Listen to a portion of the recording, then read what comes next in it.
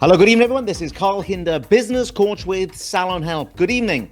This is QCTV, and this is a live broadcast this Wednesday and every Wednesday in 2020. Now, we ran QCTV throughout 2019, and we'll be here every Wednesday at 8:30 p.m. British Summer Time in 2020. The idea is you get your business questions answered as quickly as possible. So this isn't slow coach TV. This is fast coach TV, quick coach TV. It's all about giving you answers, direction, and trying to give you some initiative to go and change something in your business. Go and change something tomorrow to make sure that you or the business progresses. Now, what I'd like you to do is, first of all, can somebody, the first one up, please just say you can hear us so we can continue with the broadcast. So I'm just going to double check over onto Facebook to make sure that I can see you all and see your questions. So the first one up, just got to say, yes, Carl, I can see you, hear you, and we're all ready to go. So let's get rid of some of these. Okay, just bear with us, guys. We're just having a double check. I can see it's coming up live nice and slowly, or too slowly, perhaps. Like I said, we've been running this in 2019, we're running in 2020, and by 2021, we hopefully will know what we're doing. So let's have a look at this one. The choices on Facebook are getting so complicated all the time. Here we go. We can see that we are up and running. Okay, here we go. Simon Lou says, sounds all good. Jane says, hi to you both.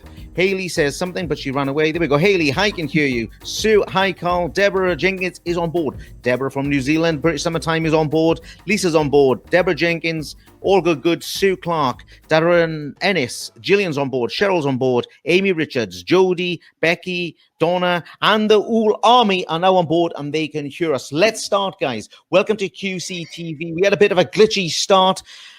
First of all, make sure you can hear me. Great. Secondly, can you ring the bell? Make sure that you're following me and you've got notifications on for next time, so I haven't got to keep reminding you. Thirdly, can you please go and invite some other salon owners, salon managers, anyone who's looking to develop themselves or their business. And remember, this is QCTV, Quick Coach TV. Quick questions, quick answers, and I'm going to get them to you. This is actually a phone-in service, guys. 07931 518 642. So if the queue gets too big, jump the queue by phoning in. 07931 518 642. You can phone in. I'll take your call. Donna hasn't got to worry about that, Donna. I will make sure that I get the call. It'll blast across the studio here, and then we'll get to answering. So we've got the bell. We've got following me. We've got all the invites done, and we are ready to go. Tonight, we are going to talk about a number of things. We're going to be talking about online courses, accreditation, the benefits, the pros, the cons of doing all that. We're going to be talking about salon pricing before you go back from the coronavirus episode. And I'm also going to start off in a moment talking about social media lists. If you don't know what that is, it's probably my terminology, but I want to just have a quick rant with you guys before we settle down for the evening. First of all, I want to introduce my special guest, Donna Clayton, who is an educator's mentor.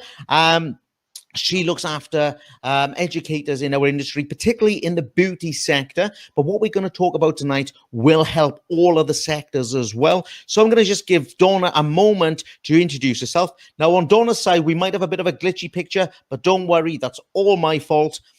Just make the best of it, but get the information you want. So Donna, over to you. Explain to the guys who you are, what you do, and what we're going to do tonight. Hi everybody, hopefully you can hear me in real time and not the lagging picture that seems to be about 30 seconds behind at the moment for me. So my name's Donna Clayton. Thank you very much, Carl, for inviting me to co-host with you this evening. I really appreciate it. It's cool. I'm very excited to be here with all of you and not kind of just sitting watching like I normally am and commenting.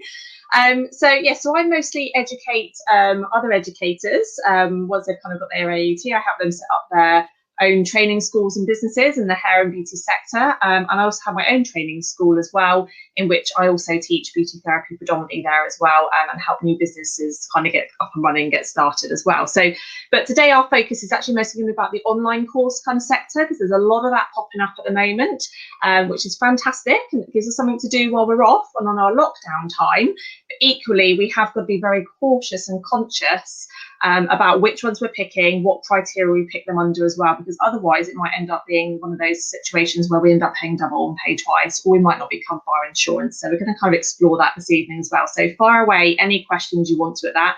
I'm also keeping an eye on the Facebook page too. Okay, great. Thank you, Donna. I'm really thank you, Donna, for joining me tonight. I've been trying to line you up for a few weeks and get you in the right order. What I'm trying to do with the QCTV, guys, in case you haven't noticed, is to make sure we've got a good balance of information on here, and it's not just me ranting every week like last year. Now some weeks we got specialist, coaches, educators, mentors, like Donna. Other weeks we've had people like Ellie on board, and we'll be bringing on different people to make sure that you get kind of, well, I would say value for money, guys, but you don't pay me anything, but great value anyway. So before we talk about these courses, and I want to really, really utilize Donna tonight. So please, we want to talk about online courses more than anything. But whilst I'm just waiting for the board to warm up, because I know you're all a bit slow, usually, I just want to throw something at you that came up on another board recently, and it comes up all the time. And it's a very small subject, and it's this. When you come on to one of my boards or someone else's board or forum, if you're a salon or a beauty salon or a spa or something like that, there's very little value in putting a post on my group or anyone's group asking for more hairdressers or beauty therapists or barbers to join your group. You know that thing where you do with if you like me, I'll like you kind of thing? If you be my friend, I'll be your friend. Well, it's a whole almost pointless exercise, because that's all you're going to end up with is a Facebook or an Instagram full of other hairdressers or other therapists who are never, ever, ever coming to your salon. And what you're doing is you're blocking up your feed. You're blocking up the opportunity for real customers in your area to see what you're good at. So, Donna, have you come across that? And do you kind of see it the same sort of way? I definitely do, actually. Personally, I don't get involved in those. When I get invited into something like that myself, I avoid that because it messes up the algorithms. I don't know everything about algorithms, but I certainly pay attention to that, and I certainly pay attention to the experts that have been talking about it. So now I only like things that are in my local area, and things I'm likely to go to or to attend to, or I want to follow. I don't get involved in the whole let's follow each other thing, because like you say, it blocks out a feed. Facebook naturally hampers that down and stops that spreading naturally and more organically for you. Okay, well, good. I mean, the thing is with my guests, and Donna knows as well, Donna and I are not interviewing each other tonight, and we don't even have to agree. That's the good thing on my channel. You don't have to come on here, and you don't have to agree. The point is, guys, I see it all the time, and I get a little bit frustrated. I don't know why, because it's actually nothing to do with me whatsoever. I just think I see you guys ruining your own feeds and ruining your own social media opportunity for marketing to the people who are local to your business. So, look, it's just bad practice that makes... The only thing it does is make you feel good that you got an extra 100 people liking you, but they're actually 99 of them are no good to you. I understand if you're a business to business, you might want to do that. And I understand as well, some people think they do it because they want to see the creativity of other salons. Well, I think you're just better off going on to a group that displays lots of haircuts or lots of nails, or get on a group that, you know, is specialist in those subjects, as opposed to using your feed for everything. So I wanted to throw that in to get you guys a little bit warmed up and to get everyone introduced. Make sure everyone knows this is Quick Coach TV. You can phone in tonight, guys, and almost every Wednesday, unless I'm on holiday, and I still do the broadcast, you can phone in tonight. I know it's sad, isn't it? Donna, I went on holiday last year with my family, and I still did the broadcast from a ship. Well done. I'm impressed. That is commitment. I know it's commitment, whilst they were waiting in the dinner hall for me to actually finish the broadcast. But I did it, right? I said every Wednesday in 2019, and I meant it. Okay, so we've got Amy on board, Jodie's on board, Becky's on board, Gillian's on board, Nicolette, Mark, Jodie, Karina, Nicola, everyone with ends. Adam, Isabel, you've got the right day today. Isabel declared to me earlier that she was a day early looking for the broadcast. I'm impressed. Better than a day late. Toria, Tiana, I can see and hear you. Donna's on board. Oh, you are Donna. There we go. Nicola, evening both. Hi, Nicola. I know you've got a busy time. David Glossy, hope you enjoyed the book. Andy, hi, Carl. What percentage of salons do you think will be put up their prices? Stay safe, everyone. Andy, I'm going to allow me to come back to pricing, Andy. I'm not going to ignore you. I'm just going to write prices down. I'm going to let Donna get involved with the really important information. And we will dive back into prices, I promise you, and break the evening up. We've got a good hour, so don't panic. Kirsty's on board. Stacey, Tracy. I'm making these up now, I think.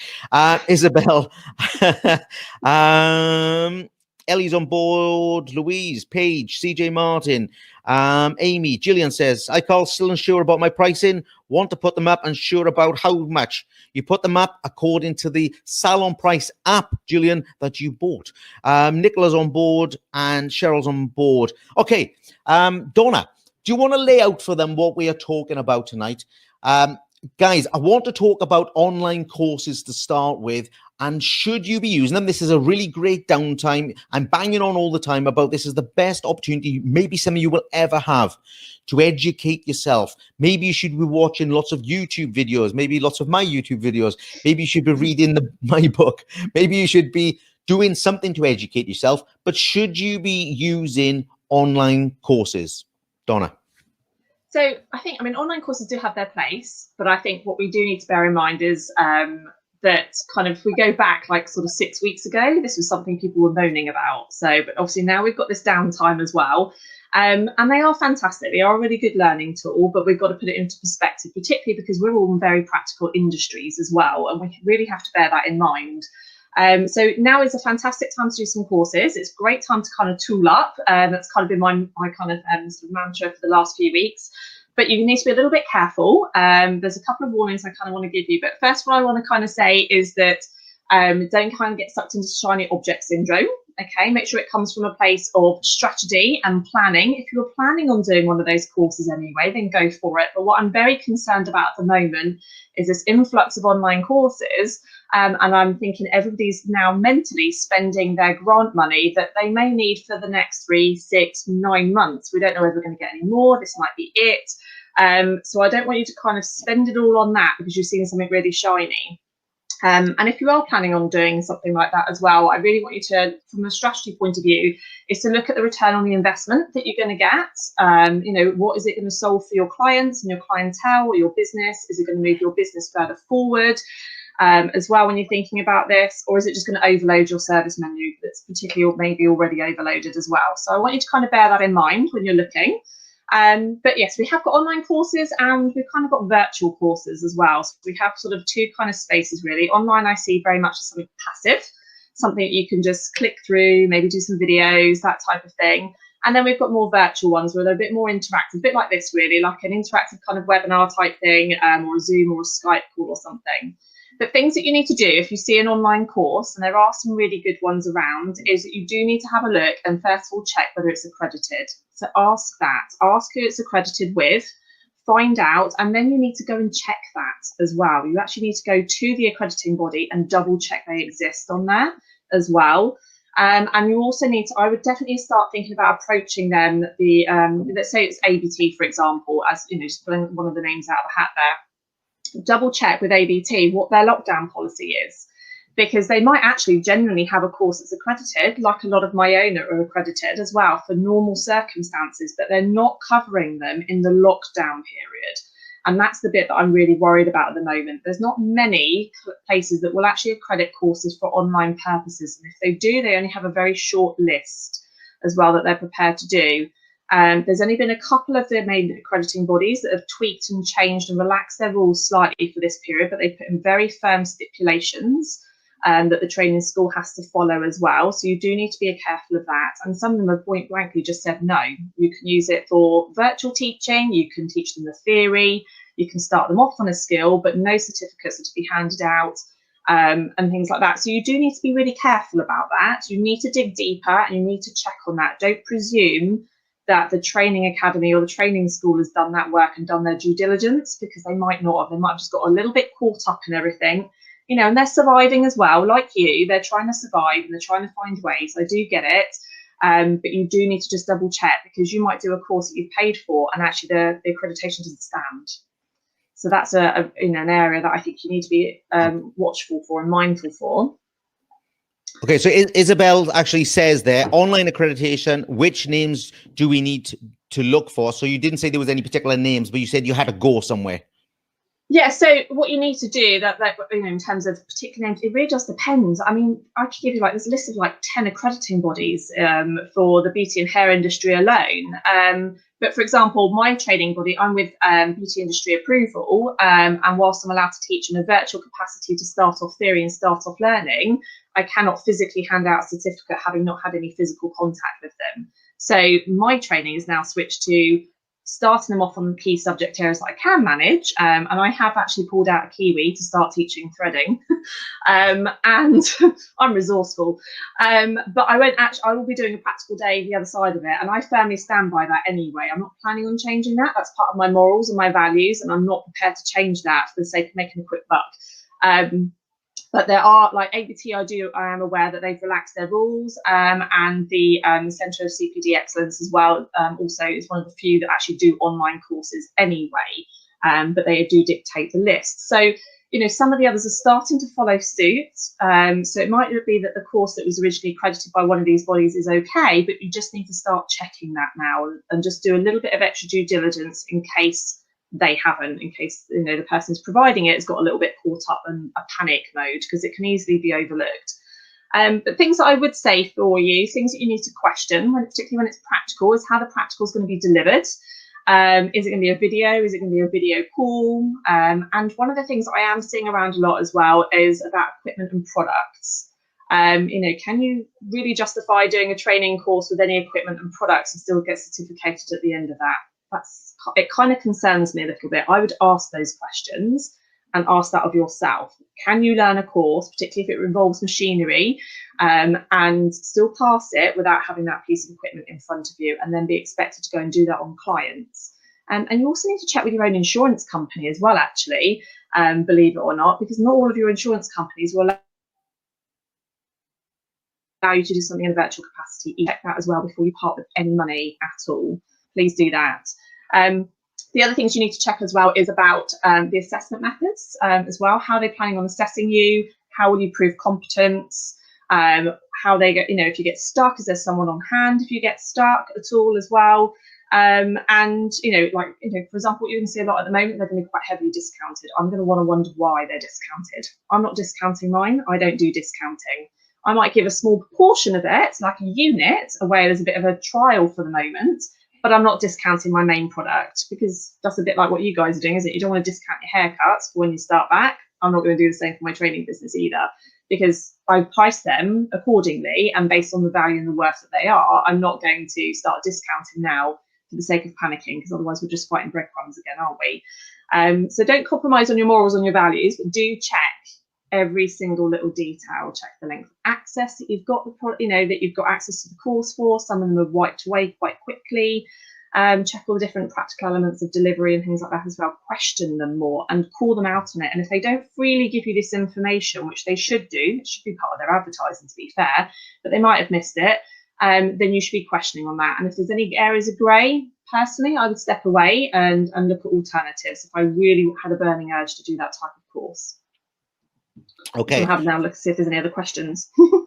There's no questions at the moment, but you are giving great information. What we got on the board, you see, is we got a great mix of hairdressers and barbers and holistic therapists and clinicians and beauty therapists. So it's a real big mix. So some of them are trying to relate it to what they are doing themselves. So I think the beauty sector on here is going to get this really quickly. And I think we mainly are talking about quite important skills. So whether maybe it's, I don't know, eyebrow waxing or eyebrow shaping, or I hope they're not doing online courses for, micropigmentation or anything. But I'm sure somebody somewhere will give it a go.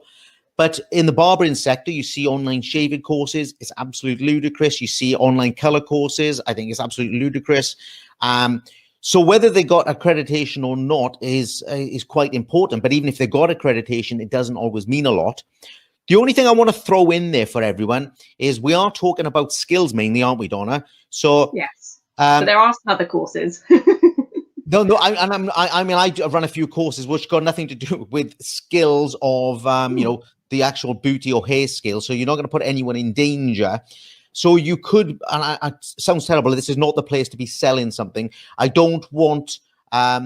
You need to spend time on educating and developing your skills. So my retail course, as an example, has no accreditation, and there's no need to accredit a selling skill.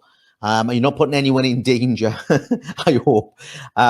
So if you are going to train, guys, and you should be educating yourselves, if you're going to get videos of maybe other coaches, if you're going to get educated on marketing, these are all fairly safe things when it comes to accreditation and online courses. It's pretty safe in terms of your insurance cover.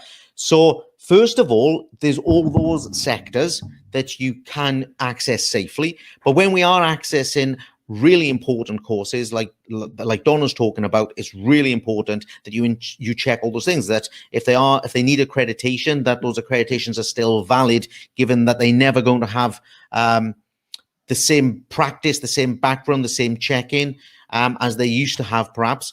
Do you know what, Donna? I think, though, this is not just true of now, is it? I think it's true all the time. To be honest, yeah, and I think this is the bit now where some of us might switch our allegiances a little bit because we're desperate to do something. We feel like we should be doing something. And we might have moaned about this about 6 or 7 weeks ago, be moaning like a state, oh my God, I can't believe someone's doing an online course in this, that and the other. And then obviously now we're maybe considering it. But personally, I think, business coaching or business classes and things like that are probably the better way to go at the moment, because all of us could probably do with some improvement, particularly if we've had to flap over getting the grants and the money and things like that. That means we haven't got enough in the bank already to tide us over a couple of weeks or a couple of months. And so now I think, things like, Carl's pricing app, and looking at everything, looking at the foundations of our businesses, getting everything. We've got the time now to get all that stuff in place, get our marketing plans, plan for the year and things like that as well. There are some other really good, useful courses as well, which I think work really well for hairdressing, barbering, and beauty therapy and holistics. There's the masked.co.uk one, so the melanoma and skin cancer early detection one. It's only £20, but that is really good. You might spot something on the back of someone's head or something like that when you're doing your hairdressing and things, and to be able to spot sort of early detection of skin cancer or cancerous cells changing, and let your client know that they need to go and visit the doctor, because sometimes they don't see that kind of thing, do they really? Barbicide have done a course, haven't they? A couple of others are doing hygiene practices. They have put COVID-19 on there, which I think is a little bit presumptuous. Yeah. But they have done that. And things like the behind the mask, I think, is a really worthwhile one to do as well. So there are some things that you can do. But mostly, I think, working on your marketing skills and things like all the stuff that, we probably weren't doing fantastically well at beforehand, we've now got time to do, rather than necessarily following down a practical route. So would you say, are there courses that you do and that you recommend that people after this can actually just, message Donna and say, listen, Donna, I do want to do skills stuff, or I want to do important things. Can you tell me what they are? Are you a good place to be heading towards? Yeah, sure. They can message me for things like that. I mean, the things that people are starting to do at the moment, actually, to be fair, is a lot of people are looking at going into teaching. So they're looking at their AETs as well. It's not a quick win, and it's not something you do on a whim. I have to say, there's a lot more involved in it. But if you want to know a bit more, I'm happy to give that to you. I've got ebooks and all sorts on it as well. That'll give you all the costs so that you know. And if you have got your teacher's quals, you can maybe step up and do a little bit more as well, because it shouldn't just stop at your AET. It should kind of go a little bit further and things. But I mean, for me, I'm just switching everything now to like mini workshops and things like that as well. I mean, I've thrown out a couple of free courses there on how to make skincare masks and stuff like that, things that you can put now, because my focus really at the moment is supporting my learners and my salons. And I want them to support their clients, and I want them to look after their clients in this period and maintain their connection. So that's my focus at the moment. It's not about making real money for me. It's about a few little workshops, putting together like I've just done an ice globe one, I've got a hydro jelly one on the way. There's a few little mini things that you can do, because you have to have the foundations of a course before you can go on to that. But there are things that you can do at home. But in terms of the big stuff, I'm only prepared to go as far as the theory for a lot of things. And then that's it really. So I've got all my pre-reading ready online, but I'd already made that switch 6 months ago anyway. So, there is that little bit. So I'd be mindful, to be honest. I think business coaching is probably one of the better ways to probably go down.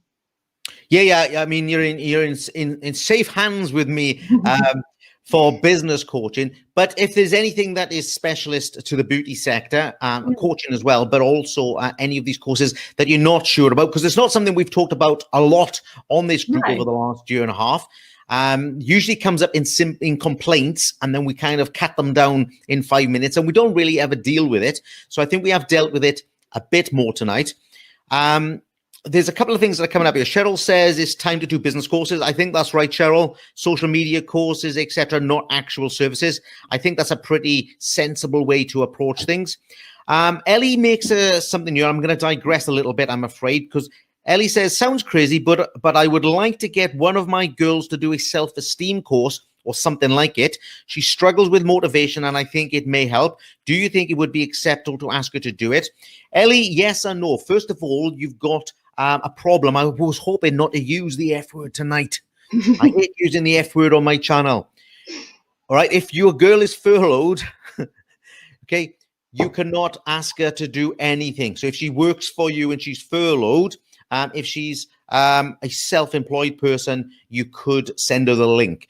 But generally speaking, I would say things like self-esteem courses are personal things. You should maybe address that in a one-to-one or an appraisal format, where it looks like you're trying to develop her as part of your business, and it's a reward for her, and not something that might feel like difficult or embarrassing or awkward. Now, you know her better than me, and I suspect if she's working with you, Ellie, she isn't going to be embarrassed or feeling awkward. But if she's furloughed, you can't. If she isn't furloughed, you could. And it doesn't seem like a bad thing to be doing, as long as your relationship is correct and you're addressing it in a nice, fair, professional way. I would say it's fine. So you got the F word problem, but you've also got the practicality of doing it. I think it's a great thing to look after people's confidence and esteem, and if you can build it. I'm also not convinced that you can do it in one course. It's about how you treat them all the time during their employment with you. And you can tackle a lot of that by sometimes manufacturing success for them, and other times giving them responsibility and ensuring that they get through those hurdles in a challenging way. I don't mean manufacture it as in like make it so easy that they think they're awesome. So I think, Ellie, it's a great thing to tackle. Watch out if you're on furlough. Try and make it as personal as possible, but I do think that there's no reason why you shouldn't be able to address it in a professional way. Marta's on board. Marta, I saw your, what was it, TikTok? Did you see that, Donna? Marta's TikTok? I did. Yeah, she was using her Nikon wax with the underarm wax. Fabulous. I think I watched it 4 times and I still haven't watched them. Greta, Gillian's on board. So Marta, great shout out to you. If anybody hasn't seen Marta, TikTok, it's worth going and have a look for 5 minutes. It made me laugh. Fair play. Claire's on board. Claire said, there's been a huge rise in business. I think you meant coaches. They're couches you've put down, Claire.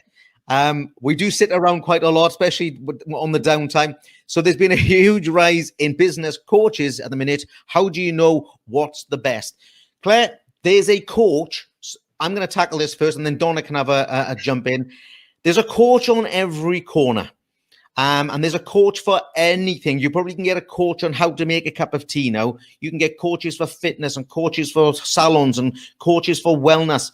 Look, what I would say is, Claire, have a look, do your homework. There are things that you need to look out for. And one thing I actually asked for recently, I followed a well-known coach into a salon and found out that not only had they made a mess, but they weren't insured.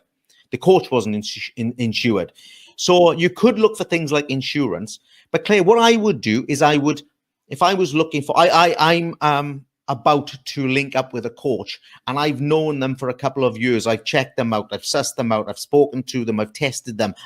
Wouldn't say I've looked at their results as in I've phoned all their clients, but I've now got confidence in what they're doing. They didn't turn up last week. Okay. And Claire, I'm not looking for you to grab me as your coach, but I've been pumping out this information. And the reason I do QCTV and nobody else does QCTV is because I do it fast, because I don't get out Google. It's not like going to your doctor's and you say, I got a bad elbow, and then he jumps on Google and has a look what it is. I'm telling you straight off the top of my head. And the idea is to give me credibility with the knowledge that I have. Now, some of you will like that, and I know that because I coach a pile of you, and some of you will hate it, and that's okay as well. So Claire, I would follow the person, identify them, look at their information, maybe look at testimonials, but I don't get too bogged down with them because they're not always as accurate as they could be. You know, once I've got my sister to do them and my mother to do them and my 4 brothers, there's not as much credibility as they might be, but that doesn't mean to say that testimonials are wrong. So I would say, don't jump on the person that's just arrived on the scene. I would follow that person for a while, have a look at the results that's happening, have a look at the comments that are coming from that person. And most important, find that you have a connection with them. You see, people that have a connection with me when I'm coaching, I'm slowing down now and getting into coaching. People who have a connection with me are usually people who are not interested in excuses, not interested in having barriers, want to achieve that goal at all costs. So if you're the kind of person that's looking to put together a £50,000 business that allows you to take 7 weeks off a year, don't get me. I'm not good to you. Honestly, please don't phone me. Please find a coach who will take care of your lifestyle thing. If you're a business that says, Carl, I want to be bigger, I want to be better, I want to organize my team, I want to be structured, I want to lower my business stress, then get hold of me. So Claire, I think I might have answered that in a roundabout kind of way. Don't worry about the million of coaches on the couches. They're going to disappear. They always do. That's right. It's like barbershops and hairdressers. All the fake ones eventually disappear. Donna, what do you think? How would Claire go and find a coach that isn't one of these? I don't know. Flash in the pan. I don't know. Yeah, whatever you. I don't want to be rude to them because just because they're new on the scene doesn't mean they're not professional or good. Exactly. That would be wrong for us to say that of everyone. But yes, there are going to be a lot of people on the scene who think coaching is the new great thing. What would you say to Claire? For me, it's about testimonials that they have, and particularly obviously if they're new, it's very difficult to get those testimonials. But I think if you are new, then I always think, well, if you're good, you would offer your service initially for free to maybe 2 or 3 people to get your testimonials, so you'd get those pretty quick. So I would be definitely looking at testimonials, and for me, it's about alignment, it's about personality, having a chat to them. And also figuring out what goals they've had. And I kind of want to know a little bit about their story. I don't want a perfect person. I want someone that understands some of the struggles maybe that I've had in the past and things that maybe haven't gone wrong. I think it humanizes a person. I don't want that perfect person necessarily. I want to know and learn from their experiences as well. So I would look around that. I always look at recommendations. Ultimately, for me, it's finding that alignment. Really, it's finding someone that gets me and gets where I want to go, and can help me be that launch pad. And I think they'll be like that maybe for a little while. They might not be your coach forever, and for years and years, or they might very well be. It just depends. I think everybody comes into your life for a reason at a certain point to help you leap forward for something else, and then again, you'll find someone new that takes you somewhere else as well. So I would definitely look around, get some testimonials, get some feedback, have a bit of a nose. I investigate everybody. Okay. I mean, Marta makes a point as well. I think this is not a bad thing to do for the right people. You can check the companies out, so you can check their website, and you can see if they're making money themselves. Although that doesn't always tell the story. I mean, but I think it's worth doing your research. I think that's the most important thing, Marta. On testimonials, I got to say, you have to be careful as game, and I'm kind of going to defend myself here because the first few years of me getting testimonials, and in fact, my biggest clients would never want anyone to know that I'm coaching them, not because they're embarrassed about me, but because they don't want their competition to know as well. And it's become a lot more trendy, if you know what I mean. my clients these days, right now, this minute, would post anywhere on your, there's some on you now. Come on, say something, guys. Would say, Carl's great, Carl does a good job, he's amazing. And I can tell you 5 years ago, they were too embarrassed to let the competition know that they had a leg up. So I think it's that person with a story, someone who's been through the thick and thin sometimes, but the person you connect with, the person you can look in the eye and sit down with, and work through the issues. I think it's not an easy way to measure them, but I would do the same, say, with my accountants. I had an accountant once who nearly ruined me, and I just went through processes with them. And later on, I found an accountant, and as soon as he was out of prison, it was no, I'm not kidding. Later on, I found an accountant who was really switched on to business, switched on to me, realized what I was trying to achieve, and my whole life and business changed. So it's going to be the dynamic between the two people that's going to be the most important, I think. Okay, Tony's back on board. Tony, I hope you're happy with your broadcast this morning. I think we hit about 4,000 people. We'll do another one next week, hopefully. Cheryl says, I would go with someone who puts the time in, not someone that just pops up on a sponsored post on Facebook. Research them and agree, Ellie, and gut feeling. Yeah, I don't know about gut feeling, but yeah, you've got to feel comfortable that you're making the right decision. Recommendation can be pretty good, guys. I wouldn't, if someone recommends someone else, it's definitely worth investigating. But can I just tell you something about recommendation? That's got nothing to do with coaches.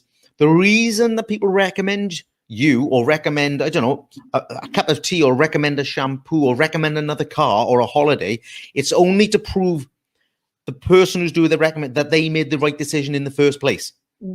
Okay, that's the nature of recommendation. It's I want to confirm that I went to Benidorm and it was the right decision. So I'm going to tell all my friends you should go to Benidorm. So if I've chosen a coach, I'm going to tell you to use that coach because I want to prove that my decision was right. Okay, so be careful on recommendation because the motivation might not be that they're the best for you. They just want to make sure that they were the best for the other person. A bit complicated, I think, for 9:10 at night. That's the kind of stuff we get in when you coach with me, I'm afraid. Okay, Sophie Dale. Hi, Sophie. I hope you're doing well tonight. Ellie McCann, not embarrassed or anything, and we are close, and I worry about her mental health on return. Ellie, if you've got the relationship to carry that particular situation. When I'm talking, Ellie, about these things, I'm trying to talk to all salons, not the specific salon. I'm trying to talk about all coaches. I'm trying to talk about all recommendations. I'm trying to talk about all people who are on furlough, so that we get the right thing for everyone out there. Donna is on board again, a different Donna. Louise Harbour. Hi, Louise. Claire says, yes, thanks. Michael Pudney. Okay, Carl, with your pricing app. We got to do some pricing, Donna. It's 9:10. They are desperate for a bit of pricing. Give them their pricing. I'm going to do the P word now. So we'll give them some pricing. I'm going to flick down here and see if there's anything on courses. So let me know if it'll let me flick down. Okay. Greta says, I had an accountant that cost me mightily. He got me right up the Swanee with the tax man. Okay, it's not easy to pick these people. Okay, I mean the salon I went to was a big coach, been around 100 years. Now I don't know if he actually messed it up. The point is he didn't have insurance for the salon to go back to. The salon might have messed it up because they might have not taken his advice, but I will never tell you who he is, so it doesn't really matter. Okay, let's do some pricing. Donna, do you want to say anything else on courses at the moment? No, I'm cool on that. I think pricing actually is really, really important. I've been talking to a few people lately about your pricing app, so I think that's a very good place to go. Okay, so look at pricing. So first of all, Andy, you're probably gone home and you're in bed by now. This was the first question up tonight, but if you are watching the rerun, then this is great. Andy, first of all, asked tonight, how many salons will put their prices up? I want to say something, Andy, for the record almost. I am not an advocate of putting prices up. I'm an advocate of having the correct prices. It's more important that your prices are correct. You see, otherwise it's assuming that everyone in the whole damn world is wrong right today. The most important thing is your prices are correct. However, you are now correct. Most people do need to put them up. 70% of salons in the UK breaking even or making a loss means that their pricing probably needs to increase. So I think I've been campaigning really hard for the last 2 weeks. So I think probably still not many people will put them up. They're too scared. Shall I tell you what they're scared of, guys? They're scared of confrontation and rejection. Okay, they're not scared of the price going up. They're scared of the confrontation or the rejection from the client. So a client saying to you, Carl, I'm not going to be coming here any longer because your colour prices have gone from £50 to £55. That is so terrifying in your mind that people will not put their prices up. I would love to say that everyone who needs to put their prices up goes back at the end of this this lockdown, goes back with the correct prices. And because you guys are going to have to pay those loans back, you're going to be paying tax on the grants. You're going to have to pay for staff holidays, which I know are spread out, but you're still going to lose the productivity. It's going to cost you. Whatever it is, loans and grants and universal credit and frozen rental payments, frozen mortgages, frozen electricity bills. I've heard people turning their water off, all sorts of things. That's going to catch up with you, and it's probably going to mean the best way to take the pain out of it is to get your prices correct. So, Andy, I would like to see everyone have the correct prices. I would like everyone to check them using my app, of course, but if not, a pen and paper would be fabulous. And go back and have some confidence in having the right prices for your business. So that was the first one. And then Gillian, who's actually had a little bit of coaching with me and done the app, is still unsure. But because she's in a position where she's got a newish kind of business and she finds it very difficult to move her prices so quickly. Emotionally, I get that, Gillian. I get that. Anyone is in that position.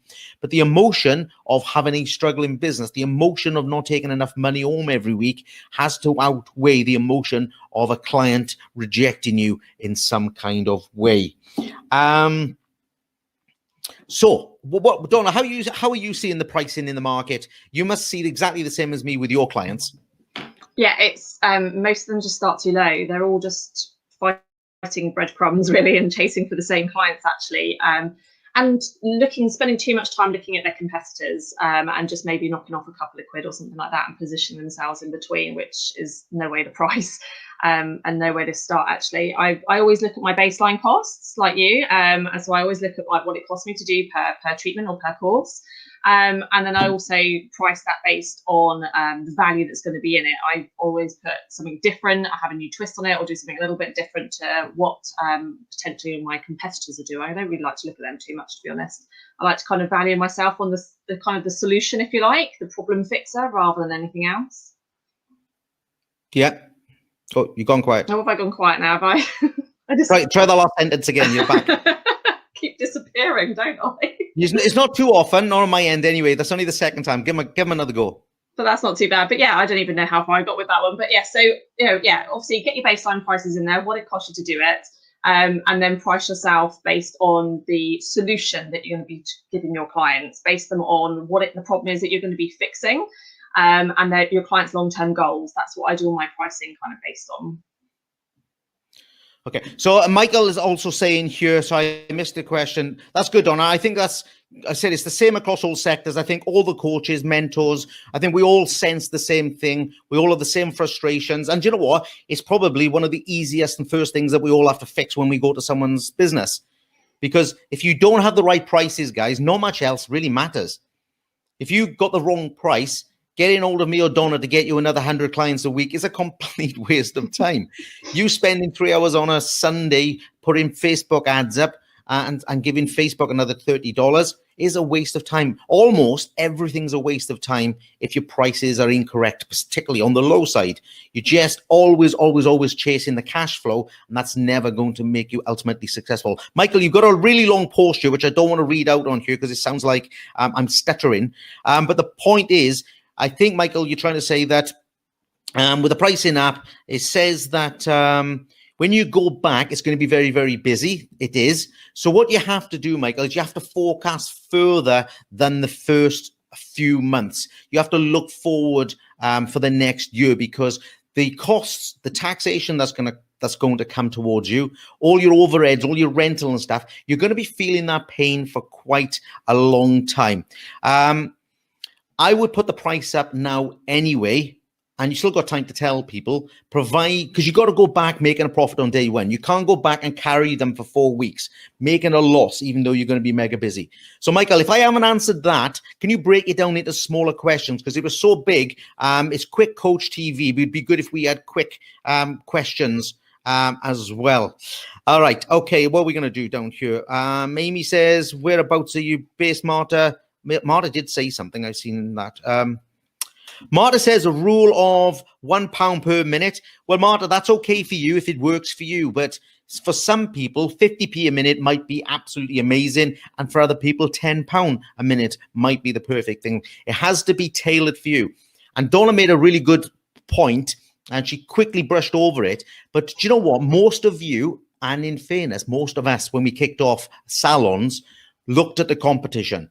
And we kind of thought, well, look, they look successful. They've been there 5 years. If they're doing colors at 50, I got a choice. I either match them because there's a market for it, or I'll undercut them and I'll get some of their clients. We all did it. I did it in the early 90s. I was wrong. And I've learned so much. It's a core of my business now, which is why I focus on it so much. Your competition, 70% are running at a loss or a break even.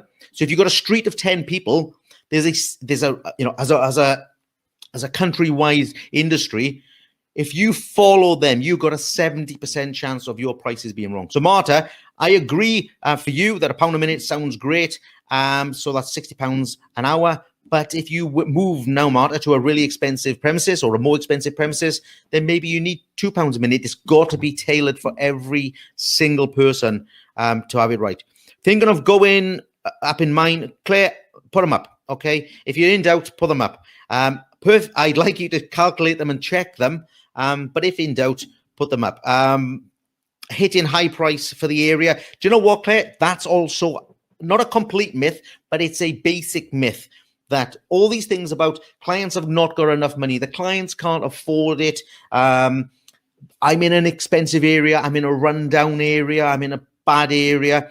Now, I'm not saying area doesn't have an impact, but when you work out the price mathematically, that area is built into the mathematics. And I'll tell you why.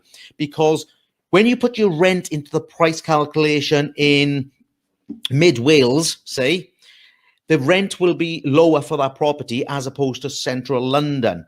So I don't have to calculate for it twice. I don't have to say my rent is lower, therefore my price is lower. And then on top of that, think I'm in not a very posh area. Let's say if I'm even lower. Okay, it's a mathematical equation. The economics of your rent, the economics of your council tax, the economics of your waste refuge, whatever it is, will be accounted for mathematically in your area. And the other reason you're wrong, it's the night of telling them they're wrong, Donna. The other reason you're wrong about pricing is because, do you know, most people in the world are aspirational. Okay, you know, so it's like Maslow's theory of hierarchy. Everybody wants to get better and everybody wants to improve. And it doesn't matter if they got £10 in the bank, they still want to spend £20 on nails. Okay, it doesn't matter if they got £10 in the bank, they still want to go for a £20 cinema tonight. So everybody is aspirationally a bigger spender than they are. So please don't make excuses on their behalf. If they genuinely have no money, they have no money. And maybe they're not your client, and maybe they should be going to someone else who's better set up to look after them. But don't make excuses about your area. Don't make excuses they haven't got no money. Don't make excuses about this recession that we're in, okay? Because this recession at the moment, guys, is the smoothest recession ever on record at this stage. Nobody else before went to a recession and had 80% of your wages and still had nothing to spend it on. Okay, so you get 80% of your wages, but you can't go anywhere. You can't spend it on cinemas or dinners out or fuel or bingo or whatever your thing is, Donna. I don't know. So bingo. I don't know. I think I was going to say bingo because the next thing is OAPs. We discount OAPs to the nines. They've had their pensions consistent. They're the highest they are a very affluent part of our society now, and have been for the last 10 years, in fact. So they have a stable income that they can now not spend. Why on earth do we give them a discount on a Tuesday morning? I don't know. Okay, I know you like them, love them, and we should respect them. But you can respect them with a great haircut, or you can respect them with great eyebrows. You've got to wise up, guys. You've got to get rid of these old myths about how businesses used to run. So your area, okay, I tell you guys, I'm from the valleys in Wales, old mining town I was brought up in. I know, okay, some of my salons were in those areas. I know how you can still make money in those areas because there are people who want to be more affluent. There are people, you know, there's people, and Becky mentioned it just now, actually, there's people in, I don't even know rough areas around Britain, but in rough areas on cruise ships in the summer. Okay, they don't go to Butlins anymore. Okay, they're in rough areas and they go on cruise ships, guys. So please don't make excuses on their behalf. Let them make them for themselves, and let them do that genuinely by going to someone who will accommodate them. You don't have to be the person who accommodates them. Okay, Amy's chatting to Marta. London, Clapham, we are waxing salon. Okay, and do you know what? That's Marta. That was the second place that I ever worked in my life. I left Wales and went to Clapham. So maybe £1 a minute. It wasn't £1 an hour wasn't enough. Was it £1 a minute? £1 a minute wasn't enough in Clapham in the 90s. Just I'd like to come back. Sorry, I was just saying I'd like to come back to kind of Amy's one as well, actually. Just obviously with her saying she'd be able to do that kind of in her particular area, and obviously I can't read through and see whereabouts she's actually based and things, but like what you were kind of saying, like in another way, I mean, I charge on a very similar price in terms of my clients for that, not on my courses actually, but for my clients. I work on a rough £60 an hour kind of basis as well, and I'm North Hampshire, so I'm not even in London, I'm outside. And actually I have a wicked rent as well, which is kind of cool. But the other kind of way to look at it as well, I always think, is about sort of not judging people, because they basically have got to prioritize you for what it is that they see. So, you know, they might say they've got no money, but they'll find the money at the end of the month to go and buy that like Prada handbag they wanted or something like that. They'll find it. And the other way I kind of look on that, and I say with my students as well, is it's almost a little bit like presumptuous. Like, I would be really offended if someone presumed by looking at me that I can afford something. It's almost a bit rude in a way, isn't it, to make that assumption? We wouldn't like it about us. And we're kind of doing that about our clients, really, when we presume that they can't afford that. If they want it, they'll prioritize it. You just haven't made yourself a priority in their eyes. But come the end of the month, I guarantee your client will have the money for whatever excursions or things that they wanted, or that new car or that new handbag or whatever else it is. They've seen that as a priority and not you. And that's why they start bargaining over it. And I never negotiate either. I don't discount, I do bargains. Yeah, I don't believe there's a story in my book actually about, I won't tell you the story, you can read the book, but the story in the book is basically where we were big on retailing, and we just finished doing a color on an older lady, and she left the salon, and I said to the manager, oh, we didn't sell her a product. She had a lovely color. She said, oh, she hasn't got much money. And all in that sentence, she drove past the salon in a very shiny Mercedes-Benz. And that's totally true. And it stuck with me all my whole kind of business life. That moment, I kind of froze in time thinking, you know, it's the psychology of the client stylist or the client therapist relationship. We don't look at it from the right angle very often. Okay, Dawn is asking about grants taxable. All the grants are taxable in one way or another, Dawn. So it's going to be part of your income when you declare your tax returns next time. Marta, where are you based? Oh, they're having a chat now. Sorry, that's Marta and Amy.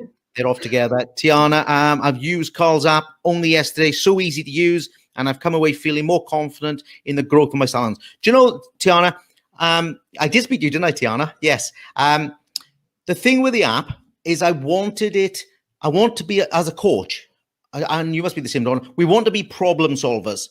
I want to give you things. When I come to your salon, I give you systems to solve your problems. So when I'm not in your salon, I also want to do the same. I want to give you an app to solve the problem, or a training course to solve the problem, or I want to give you an appraisal form to solve the problem. So, and I do try and solve it at the the simplest level, because we're all kind of busy people and we don't want, because if you need an accountant to fill it out, then you may as well ask the accountant to work it out. Simon's on board. Amy's on board. Oh no, they're having a bit of a chat. They're going off together. Ellie McCann, me too. She's got it. It's brilliant. Marta, should I mention I have no receptionist, online booking only? Yes. Oh, that's Amy again. They're off again. Dawn Gardner, I already done my price rise to take effect from the 1st of April. So we are just tweaking. Great. Cheryl says my prices are going up tomorrow. Cheryl's a very determined person. She's going to get them up. Go for it, Cheryl. Michael Pudney, sorry, it's been a few weeks. Michael's saying sorry for that massive question. He tried to get all his questions in for the last 3 weeks in one question. Dawn says there's always been cheaper salons, but you have the base it in. Oh, so you have to base it on the product and service you offer. Absolutely, Dawn. It's they're always going to be people undercut you. There's a saying, isn't there? I use it all the time, that you can't beat the competition on price. It's impossible. If I open a, I don't know, if I open a salon doing nails here and I charge £40 for a set, next week someone will open 5 doors away and charge 35. The week after, someone for 30. And before you know it, we've got very, very, very, very cheap nail shops all over the country, like we have. You know what I was going to say, don't you, Donna? That's another call. I would never say it on you, but you know what I was saying. Marta's off again. Great, Becky. When apps arrive in brand new BMWs, OAPs, there we are. Someone's got OAPs and BMWs. They don't need a discount. I'm not, again, Becky, I'm not saying everyone in the world's the same. Some OAPs haven't got any money, but we got to base it on, you know, things like, well, what do they call it? When you know, categories of people, if you like, demographics. Okay, you got to base it on the demographic of your town and your business. You can't base it on individual people. So if one person, OAP, might come in and they might genuinely just have never topped their pensions up, and you might have OAPs that have been directors of companies and literally have got thousands and thousands and thousands a year coming in. So you've got to do it based on what your target client is, not react to just the clients that are coming in and sitting in your chair. Mark Lawson, you never talk about watching your overheads. This makes a massive difference. Profit is on the. Okay, I'm going to give you this, Mark. I never talk about changing your overheads, and there's a reason for this. I did talk about it actually at length in the webinar on Tuesday and Thursday, so it's not never. The reason I don't talk about overheads is this. Let's say I roll up to your salon. We will spend a few hours looking at your overheads. We'll get your accounts out and we'll go through and I'll go, God, your electric side, go and change that. Your color tubes are wrong, go and change that. I don't know, right? You got too many staff, take 3 away. Overhead check, done. Overhead check, finished. I cannot now make you any more money by reducing your costs every week and every month. There's no point changing your electric every 6 months to save £10. There's no point trying to knock down your staff's wages to try and save money. Okay, there's no point changing color tubes. The reason I don't focus on overheads more than once is because you can never get rich saving money on overheads. What you must focus on is having your costs controlled, monitoring them, and then growing your sales like it's the most important thing in the world. That's why really I'm a sales coach. I come to your business and I grow your sales massively. It's in retail, it's in your pricing, it's in your service sales, but your costs. I don't want to coach you for 6 months on how to save £10. So Mark, that's why I don't spend much time on overheads. It's not a great thing to be doing week in, week out. It's a 1 or 2 time a year thing. Donna, you coach. How do you spend your time on overheads? To be honest, I don't go into too much of that because again, it's very subjective, and some of the beauty therapy stuff is very expensive anyway. It depends what treatments you're going to have. So therefore, you know, like some things, you know, like 30 quid, 40 quid for, you know, just using a serum, you know, so, you know, you're going to have a big treatment, aren't you? It depends how far, you know, you kind of go into it. So we do look at it. We look at it when we're doing our baseline kind of costs and things like that, when we're doing like the business startup, what you need, what you're going to get. And then we look at it in terms of more return on investment, really, whether it's worth investing in that brand, that product range, and what you're going to get back coming from it, and how much it suits your target market, how much it suits their needs. and your client avatar, and how much you're going to obviously charge based on that to get a return on that. There's no point getting something really expensive in and then you're kind of making 50p profit on it every time. So for me, it all comes into that calculation, really, to be honest, rather than focusing solely just on that. Because like you say, it's not worth it for saving 10 quid. If you keep chopping around, it's too expensive. And in a way, once you've controlled the costs, Mark, you've controlled them. You can only, it's in the book, it's in everything I talk about. You can't save yourself. You can't save your way to $1 million. Do you know what the average wage in the UK, I think, is about 27 or 28,000 before this issue. You know, I think it'll take you about 75 years to save your way to £1 million, by which times it's worth about 200,000. So you've got another 75 years to go. It's never going to happen. And I think that in business, of course, I control my costs. You know, I don't go driving around in a 9-litre Jag so I can spend, you know, £500 on fuel, get into your shop, Mark. I'm not saying let's be stupid about costs. Let's be sensible. Let's control them. Let's have an eye on them, and let's have controls that we monitor them. But it's like a one-off thing or a two-off thing a year. Concentrate on growing your sales. And like Donna's saying, if a bottle of serum or a colour tube costs, let's say a colour tube, I'm going to exaggerate, a colour tube costs £30, it doesn't matter if it does the right job and you're charging £250 for the colour. You see, otherwise we're going to get the business is controlled by the cost. It's not controlled by the aspiration of the sale. So the reason, Mark, I talk very little about cost, I don't think that it's a good use of my time as a coach. If I come to your business, we're going to spend half a day to a day on cost and finances. The rest of the time, we're off making money, guys. We need to fill those coffers up. Okay, guys, we are coming to the end. In fact, we've already run over, so we're going to finish the questions that are on here. Wow, it's been a good one tonight, Donna. I've really enjoyed this. First of all, guys, this is QCTV, Quick Coach TV with Carl Hinder and Donna Clayton tonight. We have been talking about pricing. We've got a few more questions to finish off. We've also been talking about courses and to be cautious about the ones that you enroll on, particularly if they're accredited or skills courses in the hairdressing, beauty sector in particular, but any sector, you run the same risk. Please be cautious. You can still get a quick telephone call in if you really wanted to, but it's 07931518642. I'm here every Wednesday night at 8:30 p.m. to 9:30 p.m. with a guest. I'm hoping to have Donna back, to be honest with you. I don't think we saw much of Donna tonight, just one specialist area, and she has a lot to give and a lot to offer. So it'd be great if we welcome her back. Let's get these last few questions on pricing done.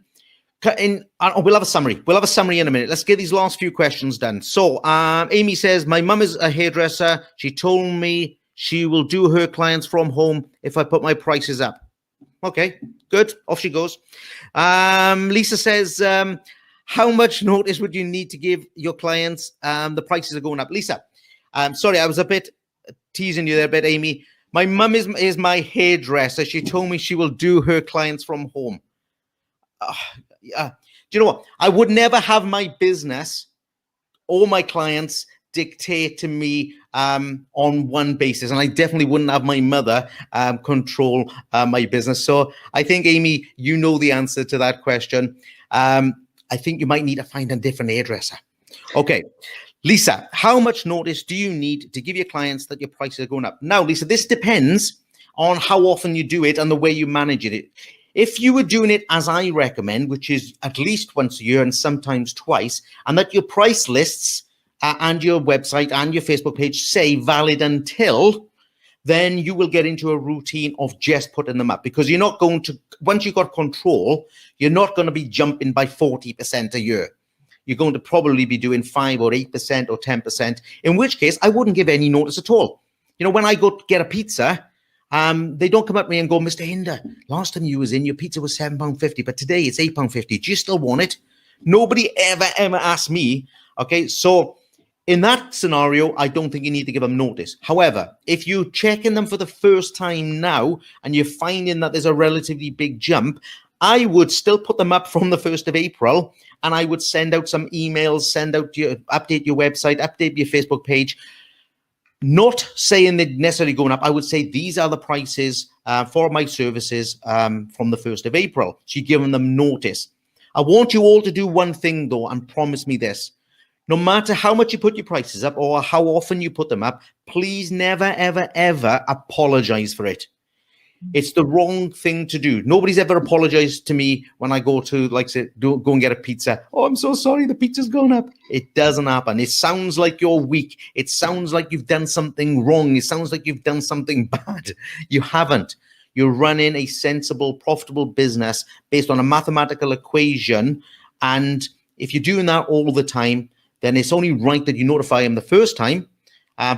Please don't apologize. Donna, would you apologize?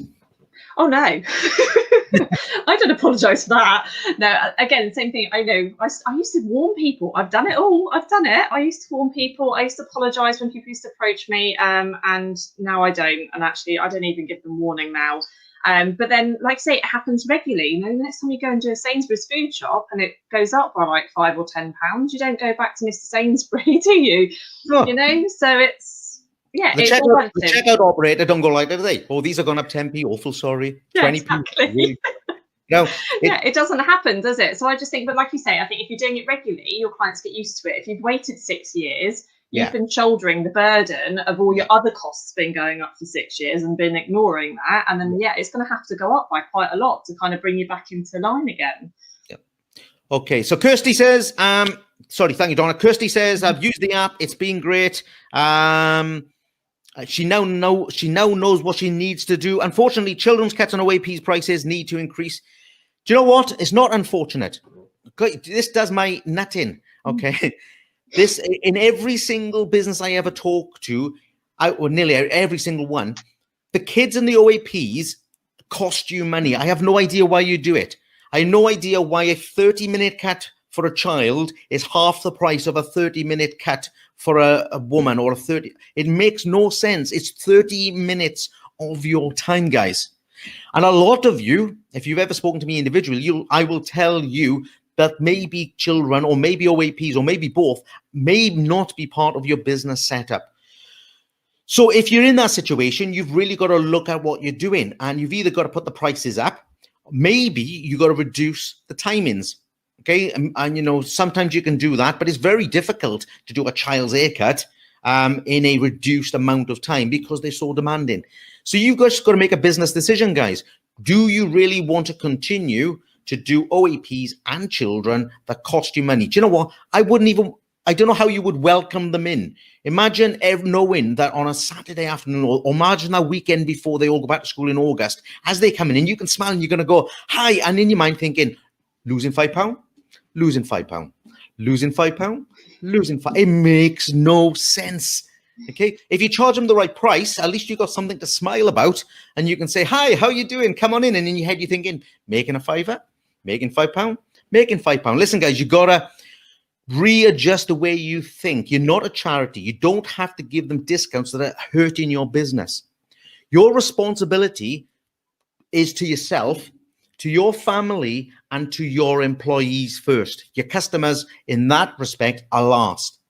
You've got to charge the right price for you and your family to have financial security, and for your staff to be well looked after and respected. There's no point giving away cuts, making your staff work really, really hard for no one to be rewarded. You know, when you hear it like that, you probably start thinking, God, that's the right thing. And we don't think like that. I appreciate it. Hey, Donna, we are going for the marathon tonight. This is the longest one ever. You're going to have the claim to fame. Marta, our client's money is none of our business. Great, Marta. I'll go with that.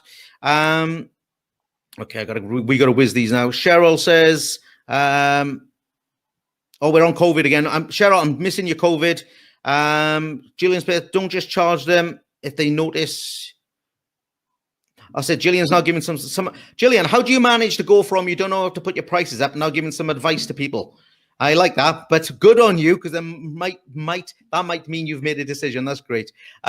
Jane says, enjoyed that. Great. Ellie, great as always. Thank you. Raffles on board. Ellie says, keep safe, everyone. Brilliant tonight, Jane. Tiana says, loads out of this tonight. Gillian, great. No more questions, I hope. Alina, great talk. Lots to get. Professional view. Great. Okay, we are finished. First of all, for tonight, thank you to everyone who's watched me. Anybody who's stressed out, and I mean seriously stressed out tonight, please don't go to bed crying or being upset. I work until midnight on a Wednesday night. You can send me a link. I'll even talk to you tonight if you're in a really, really bad place.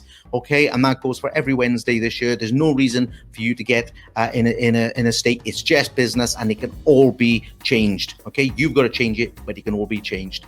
I want a big, massive thank you to Donna tonight. You brought something new to the QCTV. I think they were a bit shocked. New subject. Oh my God. I know. So I think next time they know what's coming. We've got to get you back, and maybe we'll get a few new angles as well.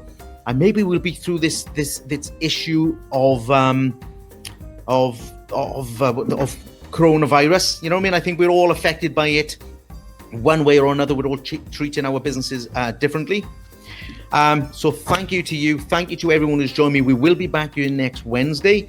Donna, would you like to close by saying anything? Yeah, no, thank you very much for having me. And thank you for your questions, everybody. If anybody's got any questions afterwards, feel free to PM me as well. I'll be up for a little bit. I'm not up till midnight though. I'm not like Carl. I will be in bed, but I'll respond to you tomorrow as well. So if you've got any questions or any concerns or anything like that, that's absolutely fine. Like, training's my gig. I don't mind answering questions and things like that. And yeah, I could talk for weeks, Carl. So, you know. Well, they seem to like it. I mean, we've done probably 15 minutes more than normal, which is fine with me as well. To be honest with you, if they want to stay till midnight, we'll stay till midnight. But they've got enough to go away with. Guys, you can catch this on a rerun if you need to. The rough rerun will be available in about an hour. The edited version will be available lunchtime tomorrow. But it's been great. I really enjoy that again. So, guys, the last thing I want to say is we open again in a few weeks or a few months. We don't know. Please do everything you can to go back in a stronger position than when you left. Don't leave anything to chance. There's lots of support out there, like myself and Donna. You're not on your own. Go and make some changes. And like I said, prioritize yourself and your family first, then your workers, and go and enjoy your business. Okay, good night.